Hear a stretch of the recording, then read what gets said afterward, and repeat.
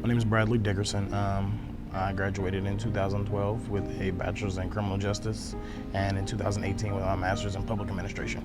I wanted to go to a college that wasn't too far from home, so that impacted my choice. And I think when I finally picked NKU, it seemed like home. Not having anybody in my family that went to college, I think that was something that sparked me to go.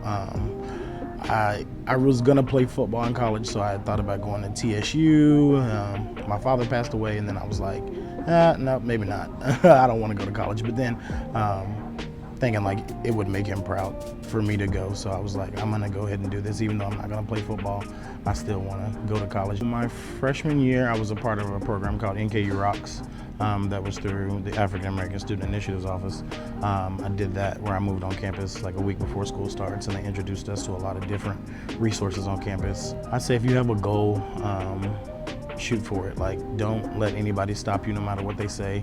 For me, I didn't think that I would be sitting working at NKU today and have my master's degree and a bachelor's degree. I didn't think that that was something that would happen, but I followed my dreams and I defied the odds. So